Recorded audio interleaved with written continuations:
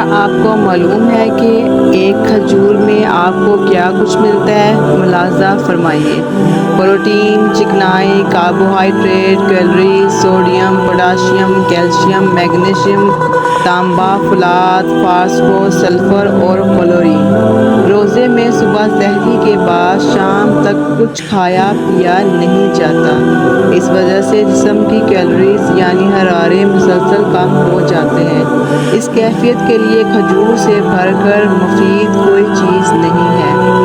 یہ اس قدر بھرپور غذائیت دیتی ہے کہ جسم کی حرارت معمول پر آ جاتی ہے اور جسم طرح طرح کی بیماریوں سے بچ جاتا ہے۔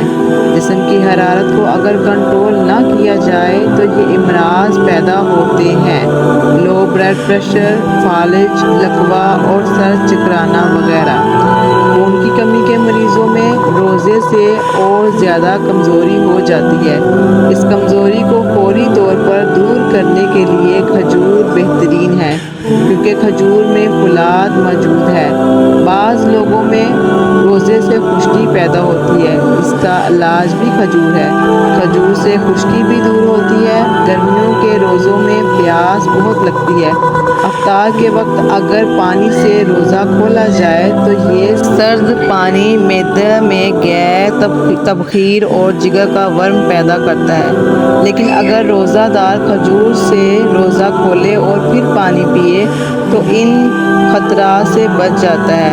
اب اس کا مطلب یہ بھی نہیں کہ کھجور صرف روزہ کھولنے کے لیے ہی ہے۔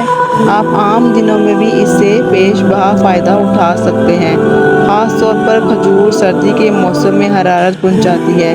اس کے استعمال سے سردی کم لگتی ہے، جسم میں توانائی کی لہریں دوڑتی ہیں۔ ان تمام فائدوں سے بڑا فائدہ یہ ہے کہ کھجور ہمارے رسول صلی اللہ علیہ وآلہ وسلم کی پسندیدہ خوراک ہے، لہٰذا اس کا استعمال کرنا، سنت پر عمل کرنا ہوگا۔ نبی اکرم صلی اللہ علیہ وآلہ وسلم عام طور پر کھجور سے روزہ کھولتے تھے۔ ایک حدیث کے الفاظ یہ ہیں: جس شخص کو کھجور میسر ہو وہ اس سے روزہ افطار کرے، جسے وہ نہ ملے وہ پانی سے کھول لے، اس لیے کہ پانی بھی پاک کرنے والا ہے۔ دن بھر روزہ رکھنے سے توانائی کم ہو جاتی ہے، اس لیے افطاری ایسی چیز سے کرنا چاہیے جو جلد ہضم ہونے والی اور طاقت دینے والی ہو۔ یہ خوبی کھجور میں بخوبی پائی جاتی ہے۔